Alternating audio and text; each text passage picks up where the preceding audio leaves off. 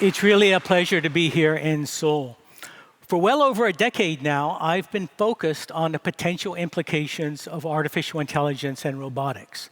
I've now written 4 books on that subject, and I have held pretty consistently to the view that we are really on the leading edge of a massive disruption. I think ultimately that's going to be a transformation on the scale of a new industrial revolution. And I also think it's clear that there are going to be 2 sides to this disruption. On the one hand, it's going to bring enormous benefits to all of humanity. It's going to be transformative in areas like science and medicine and engineering. AI is going to drive and enhance creativity across the board. I think it's going to drive innovation in many, many different technological areas. And that's going to bring enormous benefits to all of us. But the other side of this is that it's going to put enormous stress on society, on the economy, and I think in particular on the job market.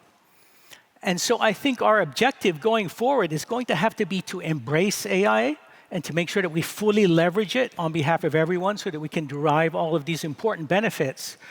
But at the same time, we're going to need to be very proactive about addressing the very real dangers and risks that come coupled with artificial intelligence. Now, artificial intelligence has led to progress that has now achieved learning algorithms that, in a limited sense, are beginning to think. And this is going to continue to accelerate, and we're going to see applications in the coming years that I think truly amaze us. But the other key aspect of AI is that it's really becoming ubiquitous. It's turning into a systemic or a general purpose technology. It's becoming almost a kind of utility, almost like electricity. Now, if you think about what even one day in your life would be like if you didn't have access to electricity, you understand how truly dependent we have become on this resource. And the same is going to be true of artificial intelligence. It is going to touch every aspect of society, of culture, of our economy. Every organization is going to come to depend on artificial intelligence. And we are as a society, going to become truly dependent on it in the same way that we do electricity. Now, so I think the idea of AI being like electricity really captures the scale and the reach of this new technology. But it's also important to understand that there are important differences. Electricity is a very dependable commodity. We know exactly what we're getting with electricity. It doesn't change over time. But on the other hand, artificial intelligence is continuing to accelerate in capability. And what that means is that the future impact of AI is going to be even more dramatic than what we've seen in the past with electricity. And certainly it's going to be more unpredictable. So this is clearly going to be one of the most consequential technologies that we have. Now, so what I want to do is talk about 2 potential futures that we might face as AI continues to accelerate. And I want to begin by talking about the dark side, the future that might unfold if we fail to address the risks and the dangers that come along with AI. Now, one of the things that I focused a lot on in my writing is the potential for artificial intelligence to automate a lot of jobs and to have a big impact on the job market. And one of the most important areas where this is happening is with advances in robotics. Now, robots have been around for a long time. If you had, for example, gone into an automotive factory way back in the 1980s, you would have already seen these big, powerful industrial robots at work. And these are extraordinarily efficient, precise machines. And so what all of that automation has meant in advanced economies like Korea or the United States is that all of the truly routine, rote repetitive jobs, the assembly line type jobs, have largely been automated a long time ago. And so the jobs that have been left for human workers are those that are to some extent unpredictable. Very often these are jobs that rely on qualities like visual perception and dexterity, which is where humans continue to outperform robots. And so what this has led to is that the state of the art in environments like warehouses and factories is now a situation where you've got a large number of robots, and you've also got a large number of people working together in kind of a synergy. And the people, of course, are doing the things that the robots can't yet do. But the important point I want to make is that because of progress in AI, this equation is on the verge of changing. There are many startup companies, as well as big companies like Amazon, that are working on much more dexterous robots, robots that are really approaching the point where they're going to match human visual perception and dexterity. And what that means is that there's going to be a huge impact on blue-collar jobs in factories and warehouses, and also in the service sector in places like fast food restaurants. A lot of those jobs are going to disappear in the very near future. And so we're going to see a big impact on the human workforce, and the many average people in our economy are likely to be left behind and really struggle for a way to find a livelihood. Now, the other thing that's really important to understand is that this is by no means going to be limited to just robots impacting blue-collar jobs. There is also going to be a very significant impact, maybe in some ways a greater impact, on white-collar work or knowledge-based work. And I think this is something that's becoming quite obvious to people as a result of the release of ChatGPT. Many universities are worried that college students will use ChatGPT to write college-level papers for their classes. Now, if ChatGPT can do that, then clearly it can also do many kinds of business writing. So it's obvious that there could be an impact here. And we see many examples of that across the board. There are already systems, for example, that can do basic journalism. They can look at data and figure out what's interesting about that data and then automatically generate a news story. And if you've read online articles from big media companies like Bloomberg, you've probably already read stories that were written by AI algorithms and not by human journalists. And there are many other impacts in the field of law, in the field of medicine, and so forth, where we're seeing very sophisticated jobs that require lots of change or lots of training being impacted by artificial intelligence. So I think that we're moving toward a future where any kind of relatively routine, predictable job that involves manipulating information, sitting in front of a computer, doing business writing, creating presentations, doing quantitative analysis, all of these types of jobs and tasks are likely to be highly susceptible to automation. So what this means is that there's going to be a very broad-based impact on the job market, all skill levels, workers from manual blue-collar jobs all the way up to very, very skilled workers with lots and lots of education doing in more advanced white-collar jobs are all going to be impacted. So this is something that's going to be a real issue for our society, and there's a risk that many workers are going to be disenfranchised. They're going to struggle, I think, to find a foothold in this new economy. Now, beyond the impact on the job market, there are many other risks and dangers that come coupled with artificial intelligence. Among the most important of these is the potential for misinformation to be created by using AI. We've seen, for example, with ChatGPT, that it can write very compelling text, but in some cases, this text can be misleading or even completely false. And what I think is maybe even more concerning is the ability of AI to generate fabrications of other kinds of media. For example, images and video and sound, audio tracks. Just to give one particular example of this, it's possible for AI algorithms to be trained on the way a prominent person speaks by accessing interviews that person has done, for example. And then that algorithm can generate that person speaking and have them say basically anything that you want to say, including something that could be very destructive or damaging to that person. And you can imagine this being leveraged to attack politicians by creating false audio of that person saying something that they did not in fact say. And this could be a threat to democracy. It could upend elections and so forth. Now, beyond that, there are many other concerns, and I think that you've heard these raised in earlier presentations today.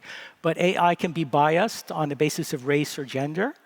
Artificial intelligence can be used to automate weapons. It can be used in weapons that could, for example, attack people or even kill people without a human being authorizing that. Artificial intelligence is used in surveillance, especially in the area of facial recognition. And countries like China, for example, have really become kind of ground zero for this. They are building a true Orwellian society where all citizens are surveilled at all times and even to some extent controlled. And even in more democratic countries, we're going to struggle with the trade-offs here as we decide how these technologies should be allowed to be used. And then finally, there is the concern about a possible existential threat from truly advanced artificial intelligence. This is the idea that someday we might have AI that is much smarter than we are, and we might struggle to control it. Perhaps it will act in ways that we don't anticipate, and maybe even be a threat to humanity. And you might have heard very prominent people like Elon Musk talking about this. And I think that's a legitimate concern for the relatively far future. But for now, I think we should be focused on the more immediate risks, the misinformation and the weaponization and so forth, because these are things that will become an important issue right now or in the very near future. So when you put all of these fears together, it's very clear that if we don't do something to address these concerns, the economic impact, the impact on the job market, the potential for misinformation and so forth, all of that could result in a very dystopian future. But now let me talk about the opposite case. Let me talk about an optimistic future. And that assumes that we do something to address these concerns and we leverage AI fully. Now, I think that the most important benefit of AI, the thing that is truly something that can revolutionize the future and lead us into a much more optimistic future, is the use of artificial intelligence in science and technology. The ability of AI to really drive increased innovation in many, many different areas, and to really, result in lots and lots of progress across the board in science and technology and medicine and government and many different areas. And I want to give just one very powerful example of that, and that involves the company DeepMind. And I know that most people in Korea are probably familiar with DeepMind because this is the company that created the AlphaGo system, which was able to defeat Lee Sedol at the game of Go back in 2016. What DeepMind has done has created a system that basically uses that underlying technology in AlphaGo to address the problem of predicting the way that protein molecules fold into very complex three-dimensional shapes. Now, protein molecules are really the fabric of life. They make up the important structures in our bodies, of course, but they are also make up the enzymes, the important chemicals that make life possible. So these are incredibly important molecules to understand in medicine, in biochemistry, and really throughout all aspects of biology. Now, scientists have understood for a long time how protein molecules are in fact fabricated in our cells, but the really challenging issue has been to understand how protein molecules almost instantly fold up into very, very complex three-dimensional shapes. And this is important because it's actually the shape of the protein molecule that determines its function. This is what determines the way a protein molecule interacts with other molecules, the way it interacts with our cells, the way it interacts with drugs, for example. So it's incredibly important to understand this for medicine and biochemistry and many, many other applications. Now, scientists have been working on trying to find a computational technique for predicting the shape of these molecules for more than 50 years. So it's been a decades-long process that has consumed the careers of many scientists, and yet they've made very limited progress. But DeepMind, with its AlphaFold system, was basically able to solve that problem within about 2 years. And this has been just a remarkable, revolutionary breakthrough in the field of biology, biochemistry, and medicine. And as a result of this, DeepMind is currently building a huge catalog of all of the protein molecules that are important in biology and in medicine. And this is just going to be an enormously important resource in these fields, and is going to drive lots of progress that I think we will all be able to benefit from in the future. But this is just one very specific example of how breakthroughs in artificial intelligence are really making revolutionary progress in a very specific field of science. And my point earlier, as I said, is that artificial intelligence is really becoming like electricity. It's going to impact everything. And so you can imagine innovations like this really across the board, impacting every field of science, every field of endeavor, government, every aspect of society.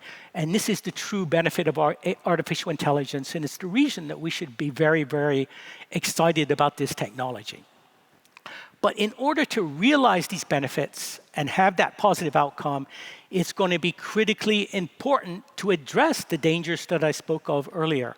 And in order to do that, I think that we really need two basic things. First of all, we are going to need regulation of artificial intelligence. We don't want to stop progress in AI or hold back the research, but we do want to have regulation of the applications of artificial intelligence when it's used in the real world in ways that impact the lives of human beings. So it's going to be very important, I think, for governments to address this through regulation. And I think in order to do that, most governments ultimately will probably need to create an agency specifically focused on AI with the necessary expertise in order to address the problems specific to AI. In the same way that in the United States, for example, we've got agencies like the SEC that deals with trading issues, financial issues. We've got the FAA that deals with aviation. We need to have a specialized agency, I think, in many cases that will focus on artificial intelligence. And then the second issue is going to be the impact on the economy and particularly on the job market. And I think that in order to address this, we might ultimately need really a new social contract. I think in the short run, there are many things that we can do in terms of providing educational opportunities, for making sure that people can retrain and try to stay ahead of advances in artificial intelligence and find new, more relevant jobs. But in the long run, as this technology becomes so capable and the impact becomes so great, I think that we may ultimately need more than that. We may to really, really need a new economic paradigm, a new way of thinking about the relationship between people and the economy, and perhaps a new way of addressing the way people earn money. We may enter a future where people cannot rely on a traditional job in order to have a sufficient income in order to thrive in this economy, and we may need to come up with alternatives. And that's important for two reasons. One is, of course, for social cohesion and making sure that people have adequate resources to have a decent, middle-class life in society. But the second reason is that the whole economy is dependent, of course, on people having sufficient resources to go out and spend that money on products and services that are produced in the private sector. That is really what drives the economy. And we can't have a thriving economy with economic growth unless people have sufficient income to go out and participate in the economy. So in order to solve that problem, I think that we will need to look at issues like, for example, a universal basic income. The idea of the government providing at least a minimal income to everyone in our society so that they have sufficient resources to thrive in this new world that AI is creating. And I know that you heard about that earlier from Professor Guy Standing, who is one of the world's experts in universal basic income. And this is, I think, going to be an incredibly important idea for the future, and is something that we should all give a lot of thought to. So finally, I want to leave you with this quote from Demis Hassabis, who is the CEO of DeepMind. And his basic point is that the goal of his company is to first solve artificial intelligence and then use that to really solve everything else. In other words, to address all the big problems that we face in the future. Things like climate change, things like global poverty, things like the need for innovations in medicine that will make us all more healthy. Things like to create products and services more affordable, more abundant. Artificial intelligence is going to become the most important tool in our toolbox for addressing these problems. And that's why I believe that we can have that optimistic future if we can address these issues.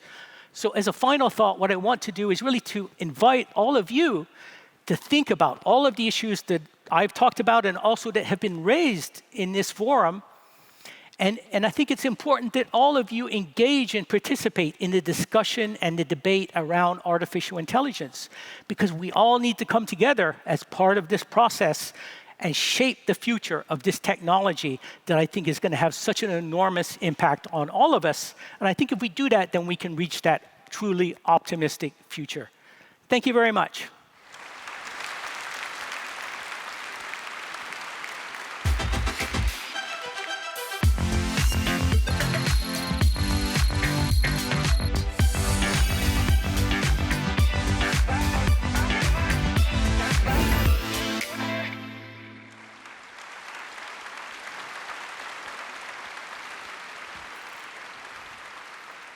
네, 안녕하세요. 강연 잘 들었습니다. 열띤 강연 펼쳐주시는 와중에 현장에서 많은 질문이 들어왔는데요. 본격적으로 질문을 드리기 전에 우리 관객들에게 다시 한번 인사 부탁드립니다. Hello, and thank you so much for coming. It's really a great pleasure to be here, and I look forward to answering your questions. 네, 자 그러면은 현장에서 들어온 질문을 하나씩 전달해 드리겠습니다.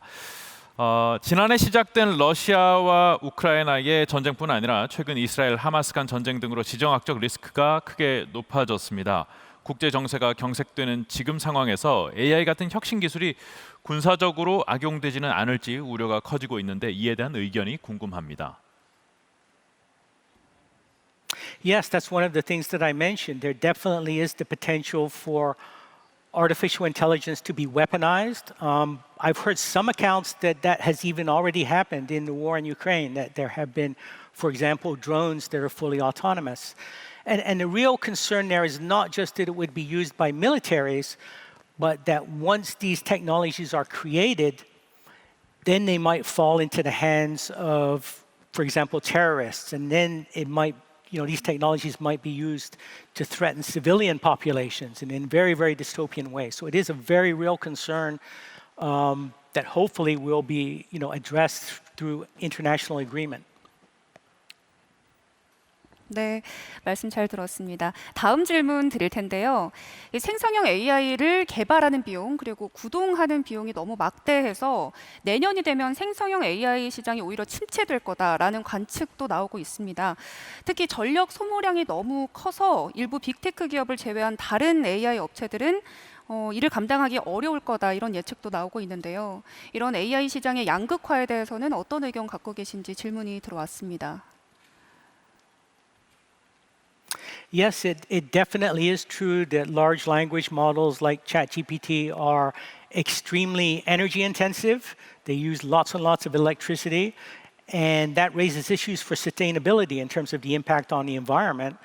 And it is also true that they are enormously expensive in terms of the compute resources that they use. And that's, for example, why you saw this relatively small company, OpenAI, that created ChatGPT, had to create an alliance with Microsoft, which is, of course, is a huge tech company, in order to have sufficient resources in order to do what they do. So yes, that is an issue, that it does appear that the need for these resources could create a concentration of power in the hands of very, very large companies.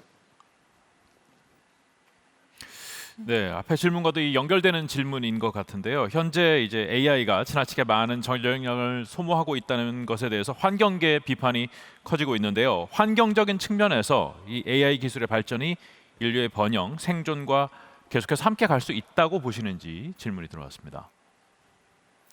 Yes, this is earlier when I did my discussion with Dr. Andy Kumar talked quite extensively about this also in her presentation. There are kind of two sides to that. One is that we can hope that artificial intelligence will become more efficient and use less power. We can also, of course, hope that the source of that power will be clean, right? I mean, as long as the electricity being used in these large language models is coming from, for example, hydroelectric dams and not from coal-emitting plants, then it's not so bad. But then the other side of this, which Dr. Andy Kumar talked about, I think, quite a lot, is that AI itself is going to be part of the solution to a more sustainable future. In other words, AI is going to help us design solutions to climate change and maybe discover new forms of clean energy. For example, I know for a fact that right now there are many, many startup companies that are working on fusion power, nuclear fusion power, which is one of the great hopes for clean energy. And nearly all of them are making critical use of artificial intelligence in that process in order to build this hopefully new revolutionary technology. So AI is going to be a key part of making that happen. 네, AI가 앞으로 전기처럼 인간의 삶에 막대한 영향을 미치게 될 것이다 이런 말씀을 하셨는데요. AI도 그렇고 로봇도 그렇고 모두 인간의 삶에 미치는 영향이 지금도 크고 또 앞으로도 더 커질 거라고 생각합니다. AI나 로봇이 이 영향력을 점점 키워서 인간의 삶을 통제할 가능성도 있는지, 혹은 만약 있다면 그 영향력이 어느 정도까지 될 거라고 생각하시는지가 궁금합니다. Right, that's the risk that I mentioned, the so-called existential threat. I guess there are two ideas, two things to be worried about there. One is that we might become so dependent on artificial intelligence that in a sense we sort of lose the ability to take care of ourselves. There's some famous science fiction stories written about this. I think there was also an episode of Star Trek where a whole society becomes so dependent on an intelligent machine to do everything, and then of course that machine gets broken or the power goes out and then they're really in trouble. So that's something we need to guard against as we anticipate this future. And then the other concern, which many very smart people really worry about, is that artificial intelligence may get so far beyond us, so intelligent at some point in the future, that it might act in ways that we don't anticipate. Even if we ask it to do something that we think is going to help us, it might act in a way that we don't anticipate and actually cause us harm. And there are some think tanks at various universities where some very smart people are really working on this problem. And I think that that's a good thing. But at the same time, I do think that that's a problem for the far future. It's not something that we should be super worried about right now, because there are, as I said, there are many other issues with AI, like, for example, weaponization, that are really unfolding right now or in the next few years. And that's where our immediate focus should be. 네, 현장에서 들어온 질문을 계속해서 전해드리겠습니다. AI 기술이 발전할수록 AI 기술을 잘 활용하는 사람과 그렇지 않은 사람으로 나뉠 것 같은데요. 그렇게 정보 격차가 심각한 사회 문제가 될 텐데 이 문제점은 어떻게 해결할 수 있을까요? Right. Well, that touches on what I was speaking. There are various ways that will happen. One will certainly be the impact on employment. As AI becomes more advanced, it will automate many kinds of jobs. Some people, because they have the necessary skills or talent, will be successful in adapting to that. Maybe finding a new line of work that they can sort of stay ahead of this, at least for the foreseeable future. But other people are going to struggle with that, depending on what their particular talents and capabilities are. And that's the reason that I think we really need to strengthen our social safety net. We need to obviously offer what we can in terms of retraining for people. But ultimately, as I said, I think that we may need a new paradigm, really something more radical, and that may include solutions like a universal basic income to make sure that everyone can thrive and really benefits from the advances in artificial intelligence in the further future. 네. 앞서서는 AI가 인간을 통제할 가능성에 대해서 질문을 드렸었는데, 혹시 AI가 기업이나 국가의 전유물이 될 수도 있진 않은지에 대해서 또 걱정하시는 분들 많은 것 같아요.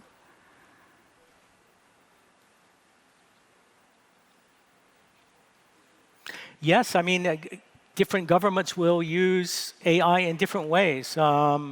Most notably, there is a kind of a race in artificial intelligence happening between, the United States and other Western democratic countries and China in particular. And they have very different views about how artificial intelligence should be used. As I mentioned, China is using artificial intelligence to create a very Orwellian, I think, dystopian society where everyone is surveilled and to some extent controlled by AI. Obviously, we don't want that to happen in democratic countries, so it will be very important, for one thing, to stay ahead of China in this race, and secondly, to make sure that AI is used appropriately in our own societies. And that's why at the end of my presentation, I invited all of you to be part of this conversation and this discussion, because it's critically important that we all are aware of this. 네, 앞선 질문과 조금 연결이 될 것 같은데요. 중국 이야기를 하셨잖아요. 중국이나 러시아 같은 국가도 인공지능 규제에 참여를 할지, 이 국제 공조가 좀 어렵지 않을까 하는 우려도 있는 것 같아요. Yes, I mean, they're actually right now in the United Kingdom, there just recently was a big forum that occurred between leaders from many countries. It actually happened at Bletchley Park, which is the place that Alan Turing worked during World War II. and there was a representative from China there, and they talked about these very issues. So there is hope. At the same time, especially when we're talking about military applications, national security applications, there is always going to be something of a race, an arms race in the field of artificial intelligence, and we have to be very open-eyed and realistic about that. 네. 오늘 강연에서 그리고 저서에서도 AI를 활용하는 미래에 대해서 부정적인 전망 그리고 긍정적인 전망을 모두 다루셨습니다. 인류가 AI로 사회를 더 이롭게 만들기 위해서 구체적으로 어떤 노력이 필요할까요? 그리고 그런 노력들이 현재 충분히 이루어지고 있는지도 궁금합니다. 예시가 있다면 들어주시면 좋을 것 같습니다. 라고 물어오셨습니다. Well, I think, as I said, the most important efforts really involve the need for regulation and adaptation to artificial intelligence. And that doesn't mean that we want to pause the technology. You may have heard some prominent people, I think including Elon Musk, asked at one point for a 6-month pause on research in artificial intelligence. I wouldn't advocate that at all. I think that progress in artificial intelligence is going to be a great thing for us. But when AI is used in the real world, when it impacts people's lives, whether that's medical applications, whether it's using AI to screen resumes to make sure that, or to decide which people are going to get interviews with companies for jobs, we need to make sure that AI is used in a fair way. And we're going to need to use rules and regulations around AI to make sure that these things are positive. And we're also going to, as I said, have to find ways to address the economic inequality and the impact on the job market that I think can also come along with AI. So the real message that I have is that I think we can have that optimistic future, but in order to have that optimistic future, we have to take proactive steps to address the really quite obvious dangers and risks that come along with AI. We can't just sit back and assume everything will work out. I don't think it will work out. We have to, proactively address these issues and have policies within our governments and perhaps within international organizations like the UN to address these issues. And if we do that, then we can have that optimistic outcome. 네. 사람들이 하던 일을 AI가 대체하게 되고 알고리즘의 영향을 받게 되면은 인간의 발전이 중단되고 퇴화하게 될 가능성은 없을까요? 라고 또 질문해 오셨네요.